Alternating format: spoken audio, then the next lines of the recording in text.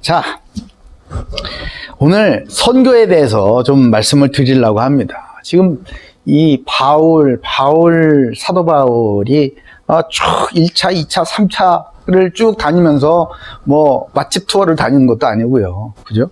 뭐 무슨 볼만한 곳 이런 거 하는 것도 아니잖아요. 뭐 하는 겁니까? 바로 선교를 하고 있는 거죠. 선교. 1차, 2차, 3차 전도여행이라고 하죠. 이거를 포괄적으로 우리는 선교라고 합니다. 오늘 본문을 통해서 선교에 대한 우리의 이해가 있기를 바랍니다. 바울은요, 에베소에서 복음을 전파하였습니다. 그러니까 유대인이나 헬라인이나 다 주의 말씀을 듣게 되었죠. 그리고 하나님께서 바울의 손으로 놀라운 능력 또한 행하게 하셨어요.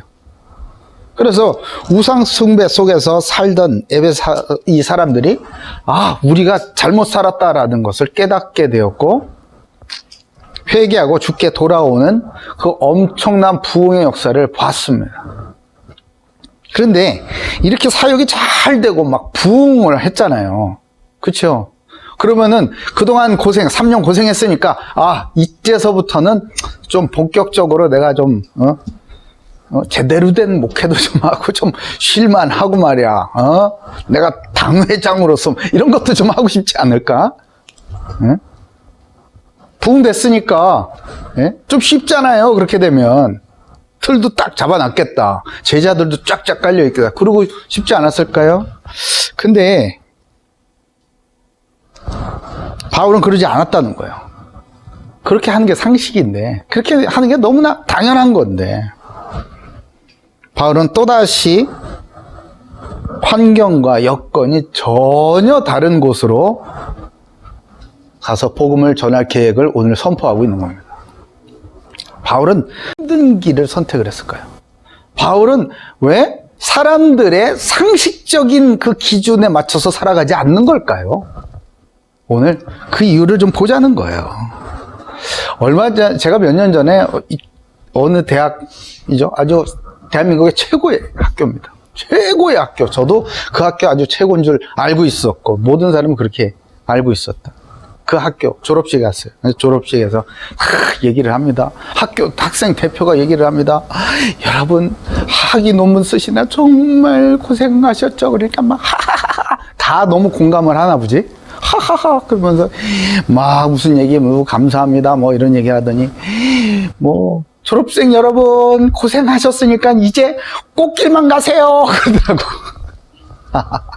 네. 제가 그래서 죄송합니다. 그 학교 이제 존경하지 않기로 했어요. 국민의 세금으로 장학금 받아가면서 그렇게 공부하고 논문을 쓰고 말이야. 국가에서 그냥 팍팍 밀어줘 공부를 시켜놨더니 꽃길만 가잖아요. 꽃길만. 야, 이거 잘못 길로 놨다 이거. 저는 그런 생각이 들었어요. 뭐가 블레싱인지 잘 모르겠더라고요. 그래서 좀 박수를 못 쳤어요. 사람들 막 학부모님들 와 이렇게 다 박수를 치면 제가 박수를 못 치겠더라고요. 양심상. 바울도 아마 그런 심정이지 않았을까요? 이런 결정을 하면서 내가 로마도 보아야 하리라 이런 결정을 하면서 그런 심정이지 않았을까요? 바울이 왜 이렇게 이상한 결정을 했는지 그것을 보자는 거예요. 첫 번째입니다. 바울의 소명 때문에 그랬어요. 21절 우리 같이 읽어볼까요? 21절입니다. 읽습니다. 시작. 이 일이 있은 후에 바울이 마게도니아와 아가야를 거쳐 예루살렘에 가기로 작정하여 이르되 내가 거기 갔다가 후에 로마도 보아야 하리라 하고. 바울은 예수님 만나기 전에 어떤 사람이었습니까? 잘 알고 계시죠? 바리새파 유대인이었잖아요. 그리고 오직 율법의 엄격한 준수로 유대인만 구원받을 수 있다는 유대주의적 사고에 탁 잡혀 있었던 그런 사람이었어요. 철저한 유대 교인이었죠. 또한 예수 그리스도를 믿는 자들을 가장 앞장서서 핍박하는 사람이었습니다. 더군다나 그 사업가셨던 그 아버지의 후광을 입어가지고 로마 제국에 대한 그 기여가 있었죠. 그래서 낳자마자, 태어나자마자 모태 로마 시민권을 획득한 사람이었어요. 획득이 아니고 취득한 거 그냥 받은 거예요. 유대인이면서 모태 로마 시민권자였어요. 굉장한 권세를 가진 집안이었죠. 차세대 유망 지도자이고 유대 사회에 촉망받는 청년이었고요. 로마의 중앙으로 진출할 야망을 가진 그런 전도 유망한 청년이었습니다. 미래 걱정도 없고 그냥 잘 나가는 청년이었어요. 그런데 말이에요. 어느 날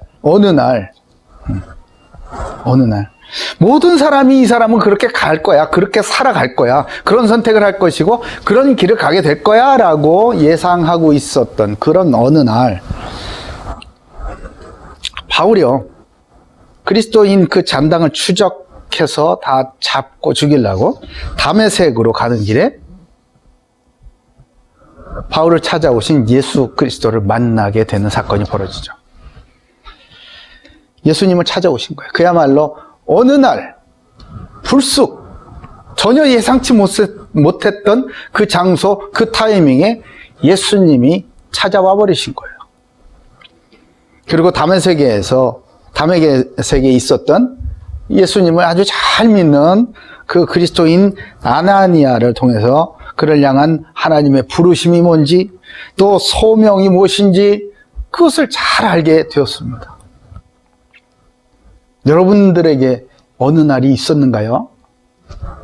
어느 날이 있었으면 분명히 알 텐데요. 만약에 없었다면 어느 날이 있기를 바랍니다. 바울을 향한 하나님의 부르심이 무엇이었겠습니까? 첫 번째 바로 선교사예요. 선교사. 사도행전 9장 15절 예수님께서 이제 아나니아를 불러가지고 말씀하시는 거예요. 주께서 이르시되 가라. 안 가려고 했으니까 가라 이랬겠죠. 왜요? 저 사람은 우리 그리스도인들을 잡아 죽이는 아주 나쁜 사람이거든요. 아주 지독한 사람이에요. 그러니까 알아. 그러니까 가 이러는 거예요. 이 사람은 내 이름을 이방인과 임금들과 이스라엘 자손들에게 전하기 위하여 택한 나의 그릇이다. 이렇게 해요. 아멘. 언제 정하셨게? 언제 택하셨게? 영세전에요. 응? 이 바울이 살아가는 거, 이 못되게 살아가는 거 보고 요놈 써야겠다. 혼 좀 나봐라. 이게 아니에요. 영세전에 이렇게 이미 택하셨어요. 그러니까 하나님의 그 작정을 하신 그 때를 따라서 태어났고 그런 가문에서 자라났고 지금 마침내 부르심을 받게 되는 것입니다. 여기서 어떤 그릇으로 쓰임받습니까? 예수 그리스도의 이름을 전하는 그릇으로 부르심을 받은 거예요. 누구에게? 바로 이방인과 임금들과 이스라엘 자손이라고 합니다. 순서 굉장히 중요합니다. 이방인과 임금들과 이스라엘 자손들에게요. 이게 바울에게 주어진 소명이었어요. 이방인에게 전하다 보면 임금을 만나게 될 거야. 그 나라에 있는 임금들, 권세자들을 만나게 될 거야. 그렇게 하고 복음이 전파되고 보면 이스라엘 자손들, 그렇게 네가 전도하고 싶어하는 그 이스라엘 자손들, 동족들 역시 하나님의 권능을 보고 그 이름 앞에 무릎 꿇게 될 거야. 선교사예요, 선교사. 바울은 이거를 알았어요. 그렇지. 나는 이 예수 그리스도의 이름을 이방인과 임금들과 이스라엘 자손들에게 전하기 위하여서 택하신 그릇이구나. 아멘. 그러면은 나는 이걸 가지고 내 인생을 바라보고 이 세상을 바라봐야지. 그것이 맞지. 이렇게 발견했어요. 두 번째, 바울은 자기가 선교사로서 예수 그리스도의 복음을 전하는 전도자로 또한 부르심을 받았음을 알고 있었습니다. 전도자는 뭔데요? 바로 예수 그리스도의 이름을 전하는 사람, 그 사람이 전도자예요. 예수 그리스도의 이름을 증거하는 사람, 그 사람이 전도자라고요. 디모데후서 4장 5절에 보면요, 이런 말씀이 있습니다. 그러나 너는 모든 일에 신중하여 고난을 받으며 전도자의 일을 하며 내 직무를 다하라. 디모데 후계자, 그 영적인 아들인 디모데에게 이렇게 편지를 써서 알려주죠. 너는 고난을 받으며 전도자의 일을 하며, 이 전도자의 일이 뭔데? 바로 내 이름을 전하는 것이 전도자의 일이죠. 이것을 사도행전 17장 17장 2절 3절에 바울 스스로 이렇게 실천한 것을 이야기하고 있습니다. 들어보세요. 바울이 자기의 관례대로 그들에게로 들어가서 새 안식일에 성경을 가지고 강론하여 뜻을 풀어 그리스도가 해를 받고 죽은 자 가운데서 다시 살아나야 할 것을 증언하고 이르되 내가 너희에게 전하는 이 예수가 곧 그리스도라. 아멘. 이것을 하는 사람이 전도자라고요. 전도자. 이 전도자의 일은 바로 예수 그리스도의 이름을 전파하는 것이다. 이거예요. 선교사로서 부름 받았고 또한 전도자로서 부름을 받았다는 것을 바울은 잘 알고 있었기 때문에 내가 로마도 보아야 하겠다라는 이상한 결정을 하는 거예요. 세상 사람은 도대체 이해할 수 없는 그런 결정을 하게 된 것이죠. 또한 이 바울은요, 선교사로 또 전도자로 부르심을 받았으되 또 하나 지식인이 아니라 성경을 잘 아는 사람이 아니라 바로 그리스도의 증인으로서 부르심을 받았다는 거예요. 이 복음이 나를 살린, 내가 죽었다가 살아난 영생을 얻게 된 바로 그 증인 말이에요. 내가 새로운 생명을 얻어서 이전 삶은 완전히 죽어버리고 이전에 그 사울 죽어버리고 지금은 그리스도의 복음을 위하여서 살아가는 바울로 나는 거듭났다 라고 하는 그 증인으로 서게 됐다는 거예요.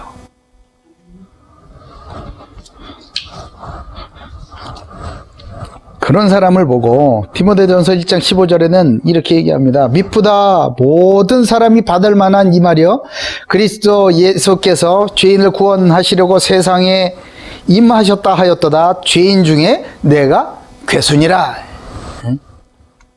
죄인 중에 괴수인 나 같은 자도 주님께서 예수 그리스도의 그 보혈의 공로를 힘입어서 나를 살리셔서 오히려 그 이름을 전파하는 일에 사용하신다. 하나님이 기뻐하시는 하나님의 영광이 나타나고 하나님의 나라가 확장이 되고 영혼 구원을 살리는 일에 이 나 같은 이런 죄인 중에 괴수 같은 자도 그리스도 안에서 거듭나면 사용받을 수 있는 거야. 나를 봐 나를 라고 얘기할 수 있는 거예요. 그러니까 여러분 요즘에 우리 청년들이 이 좋은 메시지들 정말 얼마나 많습니까? 근데 그런 메시지들에 공감하지 못하는 그 이유가 뭐죠? 진정성이 없다는 거예요. 다 알겠는데 진정성이 정말 그러하냐? 공감할 수 없다는 거죠. 만약에 그 말씀 그대로 그 말씀 그대로 살아가는 그 삶의 증인들이 나서게 되면 우리 청년들은 그러한 사람들을 기다리고 있기 때문에 정말 마음을 활짝 열고 예수 그리스도의 복음을 받아들일 준비가 되어 있단 말이에요. 저는 이 캠퍼스에서 복음을 전하면서 우리 청년들을 만나면서 그런 현장들 정말 많이 확인을 합니다. 좋은 멋들어진 설교 왜 없어요? 정말 많지. 그냥 따닥 치면 막 쫙 나.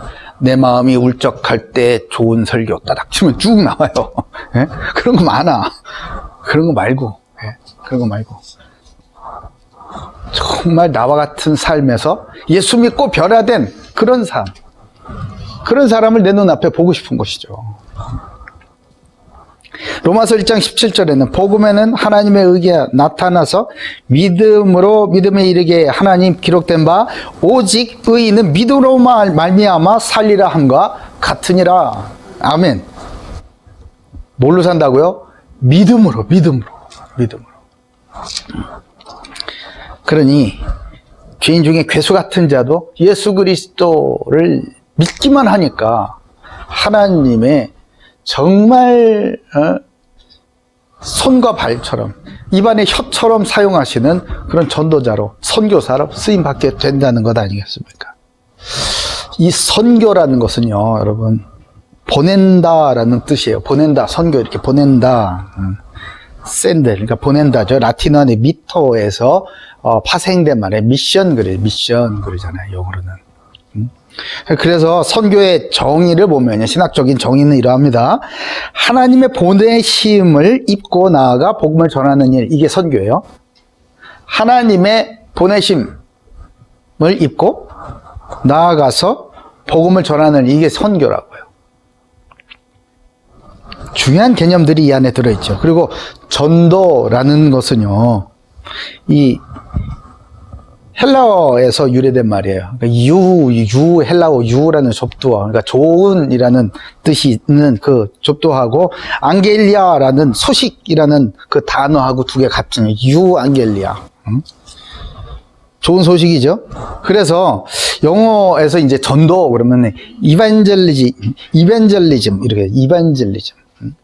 복음화 이벤젤리제이션, 복음, 전도, 이벤젤리즘.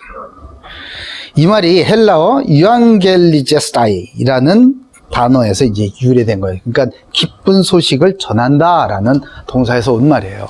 기쁜 소식을 전한다고요. 뭐가 기쁜 소식인데? 예수가 그리스도이십니다. 이게 기쁜 소식이죠. 왜 그게 기쁜 소식인데? 아무리 노력해도 나 같은 자는 구원받을 수 없지만 이 예수님이 나를 위해 돌아가시고 나를 위해 왕으로 오시고 나를 위해 하나님으로 앞으로 갈 수 있는 그 길을 내신 그리스도이시다, 그 이름을 믿기만 하면 나는 구원받는다라는 그 좋은 소식 말이에요. 이게 믿기만 하면 되는 거야. 믿기만 하면. 그러니까 이 좋은 소식은 전한다는 의미에서 전도의 정의는 예수 그리스도의 복음을 불신자에게 전하는 행위, 이것을 이제 전도라고 하는데요. 비슷하죠. 선교하고 전도하고. 그러니까 이 복음을 전한다는 의미에서는 선교나 전도는 비슷합니다. 크게 다르지 않아요? 그러나 이제 차이가 나는 것, 어디에서 차이가 나냐? 전도는 같은 국내에서 이제 언어나 같은 문화권 사람들에게 복음을 전하는 사람, 이런 사람을 전도자 이렇게 얘기를 하죠. 전도 이렇게 얘기를 하죠. 그 선교는 다른 나라, 그러니까 국외로 나가서 타 언어, 타 문화권에 있는 사람들에게 전도하는 행위를 포함한 포괄적 활동과 사업을 다 일컬어서 선교다 이렇게 얘기를 하는 거예요. 전도와 선교 아시겠어요? 이게 어느 정도인지, 뭐가 차이가 있는지. 바울은요, 하나님께서 부르시고 세우신 선교사였습니다. 그리고 전도자였어요. 이런 소명과 자기 정체성을 분명히 알고 있었기 때문에 내가 어떤 선택을 해야 되는지 선택의 순간, 우리 매일매일 선택의 순간이 있잖아요. 선택의 순간에 무엇을 선택해야 하는지 분명히 알고 있었습니다. 그렇기 때문에 그리스도인으로서 자신이 무엇을 해야 할지, 어떻게 그리스도인 고유의 축복을 최고로 누릴 수 있는지 이것을 알고 있었던 사람이에요. 지금 우리 사회는 어떻습니까?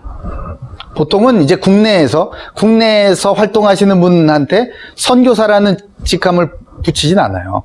뭐 국내 선교사 이런 이상한 하여튼 호칭들을 요즘 쓰긴 하지만 그거는 왜 그럴까? 이전의 전통적인 개념하고 지금 굉장히 혼재되어 있는 것 같아요. 왜냐하면 이 같은 사회, 같은 나라에 살고 있음에도 불구하고 같은 언어, 같은 문화, 머리 모양도 비슷하고 까만 머리고 다 비슷한데 이상하죠? 같은 말을 쓰는데 그게 소통이 안 돼요. 뜻이 전달이 안 돼요. 소통이 잘 안 되는 거예요. 서로가 이제 다른 집단 안에 있으면 서로에 대해서 관심이 없어요. 알고자 하지도 않고 가고자 하지도 않아요. 그야말로 모든 곳이 마치 선교지처럼 이렇게 바뀌어버렸어요. 선교학에 대해서 쭉 이 말씀을 드리고 싶지만 지금 시간이 없어요. 다 말씀을 드릴 수는 없어요. 해외로 나가가지고 그 오지해가지고 하는 것이 선교의 진수인 줄 알았더니 30년을 그 오지에 가서 선교해가지고 이제 30년 만에 보고하러 런던 본부에 온 거예요.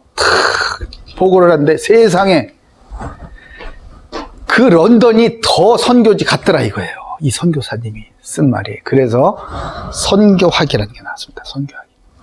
뭐 다른 그런 얘기가 있어요. 선교학에 있어서. 자, 어쨌든 여러분 우리는 그런 지금 세대가 우리 사회가 그렇게 변해버렸단 말이에요. 기성세대하고 여러분 대화 잘 되세요? 우리 청년 여러분. 우리 저 같은 기성세대 여러분, 우리 청년들하고 소통이 잘 되십니까? 우리 애들은 내가 얘기할 때 다소곳이 잘 듣고 있어. 그러면 소통이 잘 되는 거라고 착각을 하잖아요, 우리는. 응? 저를 포함해서. 그래서 제가 어른들하고 말씀을 나눌 때 요즘에 제일 저의 관심이 그겁니다. 제가 꼰대 안 되는 거. 저한테서 꼰대 냄새가 안 나는 거. 꼰대 분위기가 풍기지 않는 거. 그겁니다. 그럼 복음을 전하기 전에 벌써 딱 전도의 문이 막혀버리니까. 그러니까 어떤 분이 그러시더라고요. 야, 꼰대 하지 마라. 그거 부정적인 단어잖아.